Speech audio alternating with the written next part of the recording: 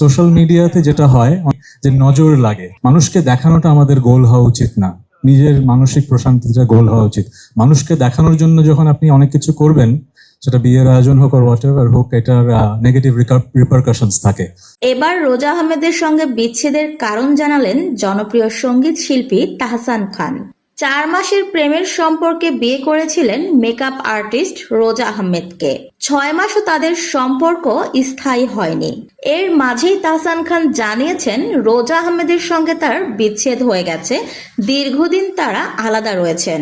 তাহসান খান এবং রোজা আহমেদের বিচ্ছেদ নিয়ে নানান রকম জল্পনা কল্পনা চলছিল নেটপাড়ায়। সকল জল্পনা কল্পনার অবসান করে তাহসান খান এবার নিজেই জানালেন রোজা আহমেদের সঙ্গে বিচ্ছেদ হওয়ার কারণ। গতকাল একটি অনুষ্ঠানে উপস্থিত ছিলেন তাহসান খান, আর সেখানেই তাহসান খান বলেন রোজা আহমেদের সাথে তার বিচ্ছেদ কেন হয়েছে। তাহসান খান বিশ্বাস করেন নজর লাগা সত্য।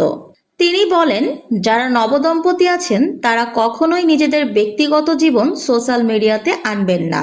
যখন থেকে আপনারা সোশ্যাল মিডিয়াতে আনবেন তখন থেকেই নজর লাগা শুরু হবে, আর তার ফলে আপনাদের জীবনে নানান রকম সমস্যার সম্মুখীন হতে পারেন।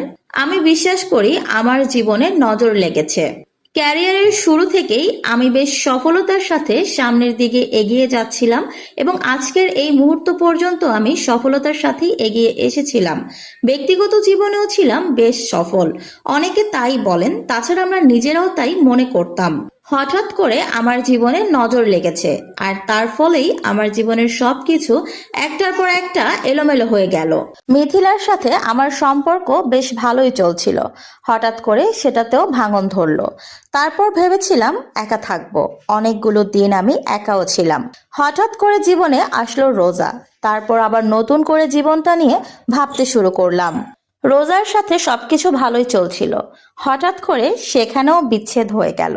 সবকিছুর মূলে আমি মনে করি রয়েছে নজর। হয়তো অনেকেই সেটা বিশ্বাস করতে চাইবে না, তবে আমি বিশ্বাস করি। যখন থেকে বুঝতে পেরেছি সত্যিকার অর্থেই নজর লাগে, তখন থেকে আমি সোশ্যাল মিডিয়া থেকে দূরে সরে গিয়েছিলাম।